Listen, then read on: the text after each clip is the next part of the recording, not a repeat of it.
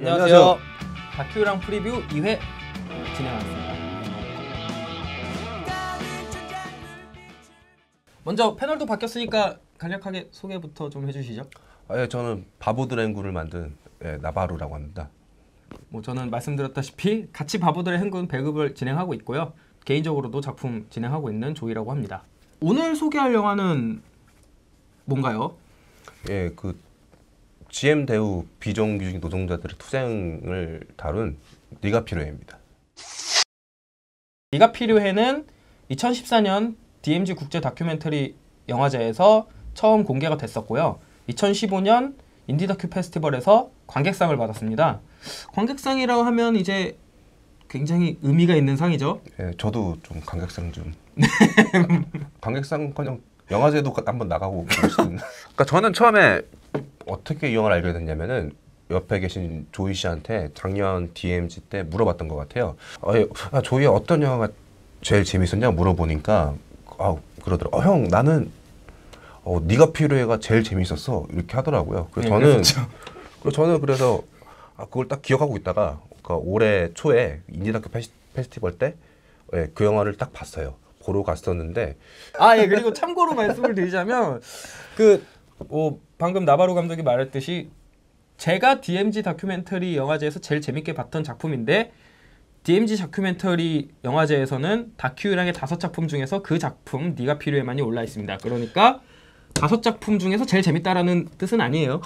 네, 사람마다 취향이 있으니까요. 네. 네, 딱 보고 나서 너무 화가 나가지고 집이도 안 보고 극장 문을 막 화가 나서 막 이렇게 뛰쳐나갔던 것 같아요. 그리고 눈에 이게 눈물도 딱 보이고요. 예. 그랬었죠. 그 화가 났다는 게 영화가 별로였다는 얘기는 아니죠? 그렇죠. 물론 그렇죠. 그러니까 약간 좀 세상이 뭐랄까. 세상에 화가 났던. 네, 세상이 좀 거시기 좀 하더라고요. 굉장히 화가 나서 GV도 안 보고 뛰쳐나갈 정도로 감명을 많이 받았다 그랬는데 네. 조금 더 얘기를 해주신다면요? 그러니까 저는 뭐랄까. 그러니까 개인적으로는 그 미디어 운동이나 그리고 투쟁 영화를 별로 좋아하진 않아요. 보통 그런 영화들을 볼 때 그 선이나 그런 선이나 그런 주장의 활동의 의미 그런 거는 잘 알겠는데 그러니까 물론 그게 중요하긴 한데 전 좀 영화가 결과적으로 재미가 없으면은 전 의미가 없다고 보거든요. 근데 네가 필요해는 좀 달랐던 것 같아요. 그러니까 보면서 영화로서도 되게 저한테 되게 울림을 줬던 그런 지점들이 있어가지고 특히 저는 캐릭터들이 정말 살아있는 영화다 이렇게 말할 수 있겠는데요. 제가 기억나는 장면 그런 거 말해 보면은 그러니까 네가 필요해 나오시는 다른 노동자분들도 많이 계시지만 저는 특히 거기서 나왔던 준삼 씨, 이준삼 씨요. 그분이 좀 제일 많이 기억에 남았던 것 같아요.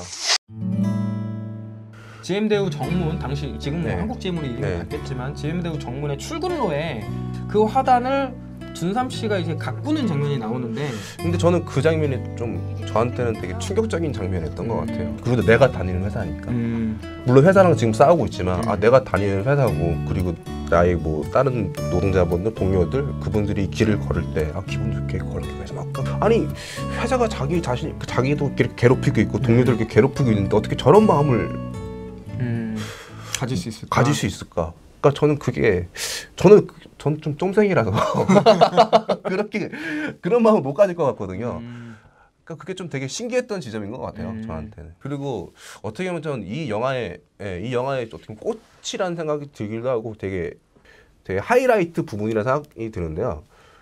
준삼 씨가 그 정문 위에서 다른 동료 한 명이랑 올라가서 그 고공농성을 하게 되죠. 네. 근데 거기서 동료들한테 이렇게 토하듯이 막 말하는 게 있어요. 이렇게 저는 그 울부짖음이 뭐랄까 되게 그러니까 저는 그 장면 볼 때마다 이렇게 좀 울컥 하거든요. 일단 그러니까 직접적으로 관객분들이 많이 확인을 해주셨으면 좋겠네요. 저희가 장면을 정확히 이제 소개해드리는 건 좀 한계가 있는 것 같고. 제가 성대모사를 약간 좀 준비를 했는데. 그래요? 네, 한번 그 장면에 대해서 어떤 대사를 준삼 씨가 했었는지. 누구 한 명이라도 이야기 하지 말까요?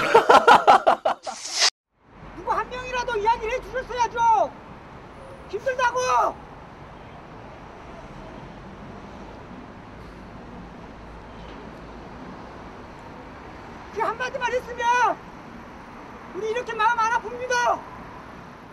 사실 그 장면이 예. 제가 느끼기에도 그 장면 전에 굉장히 이제 지난한 협상의 과정들이 나타나는데 아 그렇죠. 그 상황이 굉장히 답답하게 느껴지는 지점이 있죠. 그 지점들을 어떻게 보면 준삼 씨가 관객을 대신해서 네. 토해내고 있다라는 느낌이 들 정도로 굉장히 가슴을 좀 뻥 뚫어주는 느낌이 있었어요. 그러니까 뭐 상황적으로는 그렇게 뭐 풀리는 건 아닌데 그렇죠.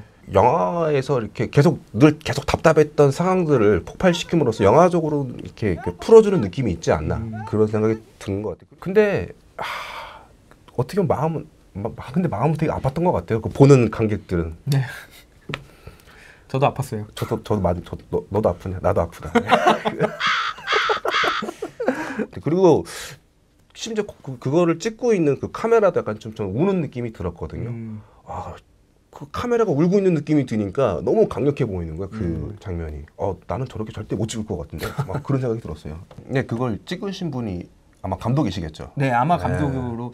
그러니까 그 심지어 그 감독마저도 그러니까 그 싸우고 있는 노동자들만 동료가 아니라 같은 동료라는 생각이 들더라고요. 그렇죠. 그리고 네, 그런 그 감독이 그 동료들을 생각하는 그런 선한 마음도 너무 되게 인상이 깊었던 것 같아요. 저는. 예. 감독님 성함도 김수목이잖아요.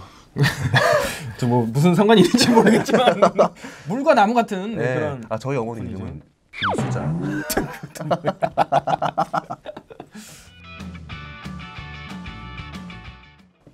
조이 씨가 저한테 이 영화를 추천해 주셨잖아요. 예.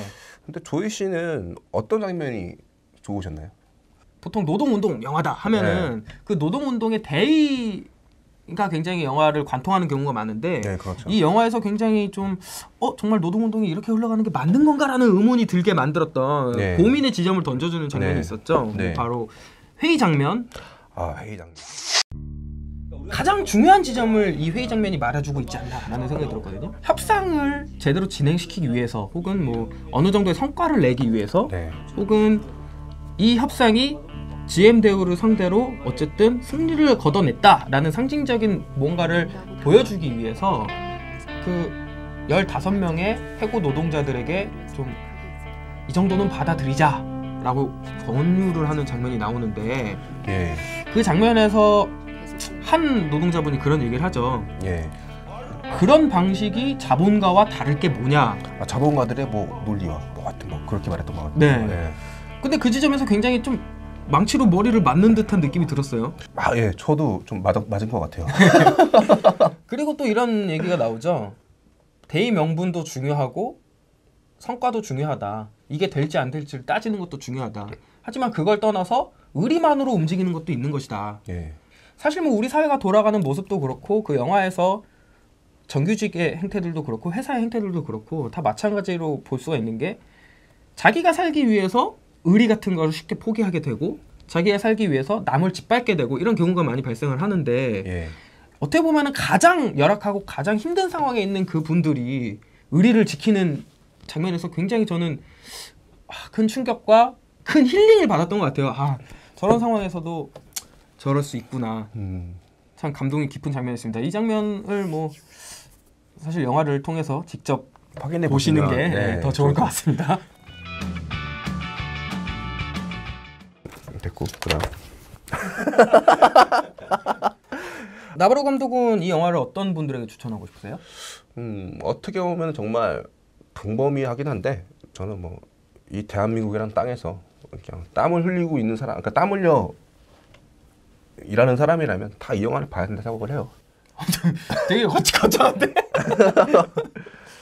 왜 그렇게 생각하시는지? 그러니까 저도 물론 제가 뭐 GM 대우에서 일을 하진 않았지만 공장에서도 일을 해본 적이 있어요. 그 파리에서 빵을 파는 파리빵 공장. 예. 거기서 한 몇 개월 동안 일을 해본 적이 있었는데 저도 좀 거기서 부당하게 해고를 당한 적이 있었거든요. 근데 저는 그냥 그 당시에 좀 그냥 참았던 것 같아요. 그러니까 부당하게 해고 당한 건 제가 알고는 있는데 아니 뭐 싸워봤자 무슨 의미가 있겠어. 그렇게 생각을 했던 것 같아요. 어떻게 보면 그런 현실과 타협을 했던 거죠. 그냥 그게 좀 제 스스로가 좀 비겁해 보이기도 했고 시간이 지나고 한참 지나서 뭐 이 영화를 보게 되니까 그때의 내 모습이 좀 생각나기도 하고 그러니까 좀 치유가 되는 느낌이 들었거든요. 이 영화를 보면서. 뭐 사실 저도 비슷한 생각이 드네요. 그 사실 살다 보면은 이건 아닌데라고 느끼지만 잊고 사는 경우도 많고 예. 그러면서 이제 또 가끔 술 먹으면 생각나고 뭐 그러기도 하잖아요. 그렇죠. 근데 이제 이 영화를 보시면 굳이 술을 먹지 않아도 좀 힐링이 되기도 하는 것 같아요, 확실히. 예.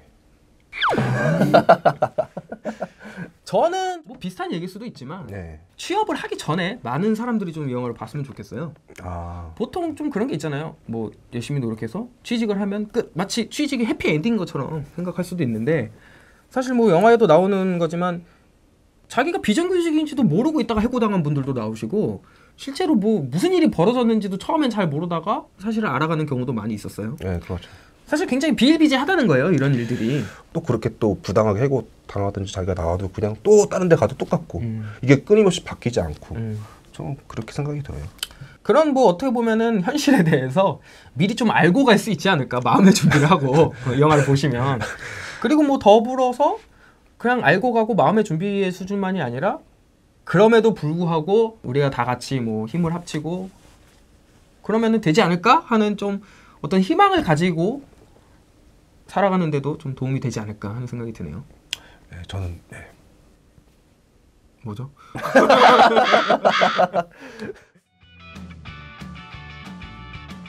정리를 좀 해보겠습니다. 비정규직 노동자들의 해직 그리고 복직 투쟁을 위한 과정을 담은 네가 필요해. 굉장히 큰 울림이 있고 딱딱하지 않은 작품입니다. 예, 제 생각에는 그런 활동들을 담은 그런 영화들이 뭐 좀 많잖아요. 근데 향후 10년간 이거를 네가 필요해를 뛰어넘을 수 있는 그런 미디어 운동이나 투쟁 영화가 있을까라는 생각도 들거든요. 전 못 넘을 것 같아요. 장난 아닌데 갑자기? 근데 이거는 김승욱 감독이 시킨 건 아니에요. 네. 김승욱 감독님은 뭐 나중에 다시 모셔서 어떤 분인지 확인해 주시기 바랍니다. 네. 네가 필요해 다큐 요량 혹은 다른 경로를 통해서 꼭 확인을 해주시기 바라고요. 앞으로 프리뷰는 계속 쭉 이어집니다. 네, 저는 다음부터 안 나오겠습니다. 좀 많이 긴장한데요, 이 사람이. 네, 오늘 수고하셨습니다. 수고하셨습니다.